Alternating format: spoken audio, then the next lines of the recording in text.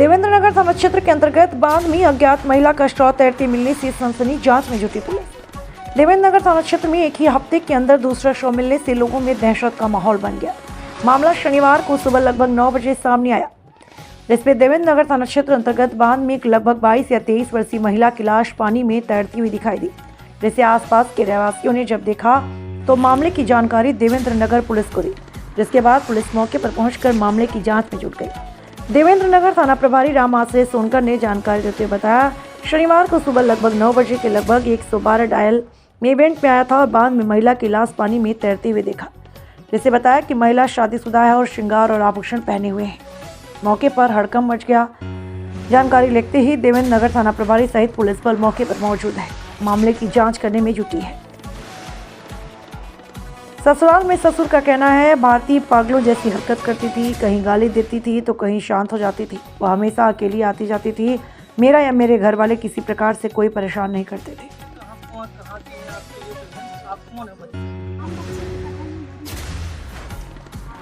क्या हुआ है? कल वो निकली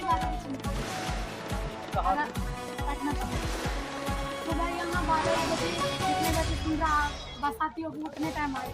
उसके बाद वो फोन लगाई है, पहले तो जब अपने मिस्टर को ही लगाई है कि आप मुझे लेने हैं, तो जैसे तुम लोग लेने आते हो तो आज तक ना नहीं तो वैसे बताया कि मोबाइल लेके नहीं रखती थी बच्ची। फोन लगाई है दूसरे जिसके साथ मैं बैठी थी सीट में, सब कोई बोलता है कि चलो आप फोन लगा दीजिए, तो फोन लगाई है उस लड़की के मोबाइल से, तो विनोद को ही फोन लगाई होगी। क्या पहले वाद विवाद कुछ ऐसा चलता था कि नहीं और कुछ नहीं पहुंची? कल किसी तरह लेकिन लड़की के माता पिता का कहना कि उनने आपके बेटे को भी फोन लगाया, आपको भी फोन लगाया, कोई 3 घंटे उसे लेने नहीं पहुंचा। नहीं, ये 3 घंटा कौन जाए सब बताइए, जब घर में कोई हो जब न जाए उसको लेने। उन्होंने बताया कि आपको फोन लगाया गया, आपने कह दिया कि मैं सतना जा रहा हूँ, मैं ना आ पाऊंगा। नहीं, कौन कह रहा था? ये लड़की पक्ष वाले कह रहे हैं। मैं तहसीली में पेशी कर रहा था और मैं 3 बजे मुझे सूचना मिली पेशी करूं सर कि मैं यहाँ आया हूँ। बताइए क्या नाम है आपका? मेरा राम हजार नाम है, राम हजार विश्वकर्मा शिवराज। करीब 3 बजे मेरे को सूचना मिली है, नागौद में था पेशी में। ये 3 बजे सूचना आई कि भारती घर से गोल है, तो आप पता करो कहाँ है। मैं वहाँ से आया, स्टैंड में भी देखा, नहीं मिली। फिर मैं इनको इनके जो भादे वाले भाई हैं उनके कहीं में लगाया कि सर वहाँ जाके देख लो, भारती सुंदरम बैठी है। ये बोले मैं आधा घंटा से जा रहा हूँ, तो मैं देखते चला जाऊँगा। सर मैं पेशी में चला गया। फिर पेशी करने के बाद मुझे सतना जाना था, तो मैं सतना ना जाके मैं गांव गया कि गांव में न चली गई हूँ। जब गांव जाता हूँ तो सबसे पूछता हूँ तो बोले नहीं। जो आपकी बहू है तो आपके यहाँ थी कि माई थी? ठीक है, उस दिन भी अकेले गई थी? हाँ, उस दिन भी अकेले गई थी, 10 दिन पहले। हाँ, तो 1-2 दिन रुकी है, ठीक है। फिर उसके बाद उसके पिताजी छोड़ आए, मतलब यही पटना तंबोली छोड़ आए हैं। ससुर? हाँ, ससुर छोड़ आए, बोले हैं कि मैं 3-4 दिन बाद आऊँगा, लिबाजे जाऊँगा। क्यों छोड़ आए थे? उन्होंने कुछ कहा कि छोड़ने की वजह क्या है? कोई नहीं, उसको दौरे में मतलब दरवाजा तक नहीं खड़खड़ाया कि भैया बच्ची को अंदर कर लो। अच्छा, छोड़ के सीधे निकल आ आए? गए, हाँ। तो बात किससे हुई कि मैं 2 दिन बाद ले जाऊंगा या 4 दिन बाद ले जाऊंगा? उसी से, मतलब लड़की से? हाँ, बोले हैं कि भारती मैं तुमको 3-4 दिन बाद ले जाऊँगा। आपका नाम? मोहित विश्वकर्मा। इस तरह का मामला। तो ये घटना को लेकर क्या कहेंगे आप? कैसे हुई ये घटना? कुछ जब उसके घर गए तो वो नहीं थी, तो क्या हुआ सुबह 8-12-1 बजे तक कुछ नहीं हुआ। उसके बाद उसको वहाँ मिली, तो ये क्या उसकी बॉडी के बगल में रस्सी डली थी, रस्सी भी डली थी, उसके स्क्रैच बने पूरी बॉडी। मैंने अभी देखा, अभी बॉडी में देखा स्क्रैच बने हैं, निशान माथे में बना है, आँख में तो पत्थर का निशान है। भले मतलब पुलिस वाले बना देंगे कि मतलब ये नहीं है वो नहीं है, मारा होगा, पटक दिया होगा, ऐसे बॉडी को कुछ नहीं होगा। फेक तो पाया गया सब कैसा क्या है? 112 नंबर पर सूचना मिली थी कि एक लाश पड़ी हुई है बड़ा गांव बांध में। वहाँ 100 नंबर गई और वहाँ से तस्दीक की गई तो एक लाश मिली थी, जिसको निकलवा करके पहचान कराई गई तो पता चला कि वह लड़की राम अवतार पिता वृंदावन विश्वकर्मा निवासी पटना तमोली थाना सलेहा की थी, जो फरियादी आया और अपनी लड़की को देखा। उसने पहचाना कि मेरी लड़की है। कल दिनांक 12/12 को वह अपने घर मायके से ससुराल चली गई थी। कुछ बताएंगी कि यहाँ पे कैसे पहुँच पाई?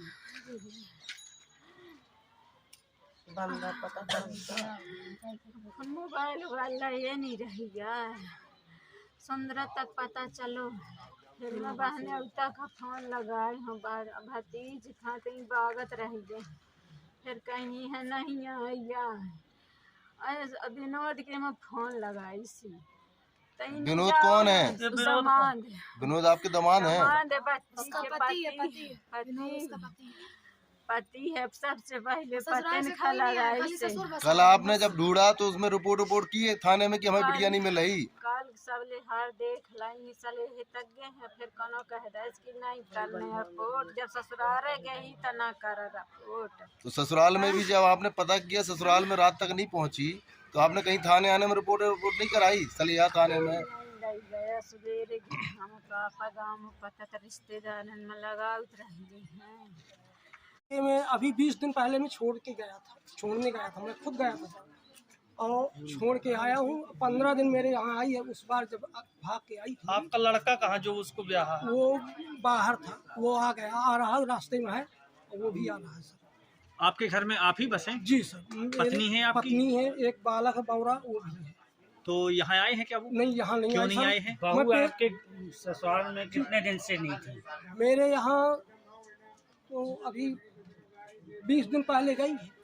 20 दिन पहले मतलब कल कहाँ? मतलब कल कब? कल हमारे यहाँ नहीं गई सर। क्या पहले कभी वाद विवाद हुआ? किसी तरह का विवाद नहीं हुआ उससे। हमारा आज तक ही विवाद नहीं हुआ।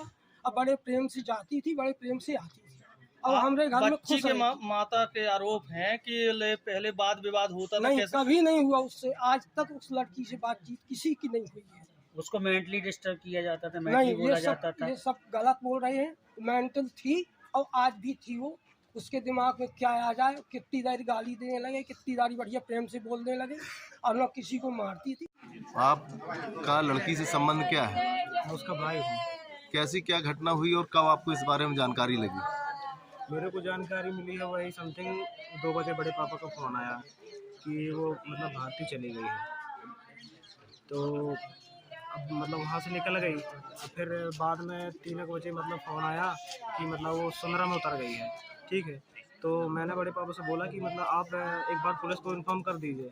तो मैंने बोला मेरे उसमें ना कीजिएगा, मतलब थोड़ा बहुत समझ लीजिए लोगों से, उसके बाद पुलिस को इन्फॉर्म कर दीजिए। तो फिर वो बोले कि घर वालों से संपर्क किया तो बोले कि मतलब आज नहीं करते हैं, मतलब 1 दिन रुक जाए फिर उसके बाद देखते हैं। नहीं तो क्या घर से बिना बताए निकली थी क्या लड़की? हाँ, बिना बताए गए।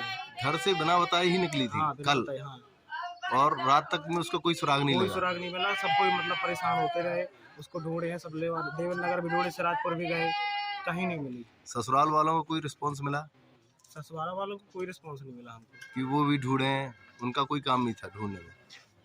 आज आपको घटना की जानकारी कब लगी? मेरे को जानकारी समथिंग वही 12 बजे मिली। आज सवेरे 12 बजे आपको घटना मिली की जानकारी मिली? हाँ। कैसा क्या जानकारी मिली आपको? मतलब जानकारी यही मिली कि मतलब वो ख़त्म हो गई है। चलिए, और आपने अभी एक पहले और कोई बात बताई कि 10 दिन पहले? हाँ, 10 दिन पे मतलब 10-15 दिन पहले एक बार गई थी, तो गंगवरिया में मतलब उतर गई थी।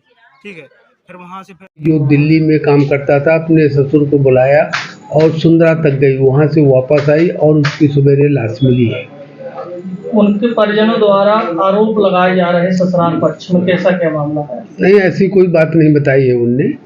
और ये बता रहे हैं कि लड़की अपने मन से चली जाती थी ससुराल और ससुराल से आ जाती थी। लड़की का नाम है ये भारती विश्वकर्मा, पत्नी विनोद विश्वकर्मा, 23 वर्ष की है। ये शिवराजपुर में ब्याही थी, शिवराजपुर में। और ये अपने मन से आ जाती थी। कुछ मानसिक तौर पर कमज़ोर थी, जिसका इलाज भी ग्वालियर में चल रहा था। उसका पिता खुद 3 बार लड़की को ग्वालियर लेकर गया है, उसका इलाज चल रहा था। प्रथम दृष्टया क्या समझ में आया? प्रथम दृष्टया में अभी तो पानी में डूबने से ही उसका पता चला है और पीएम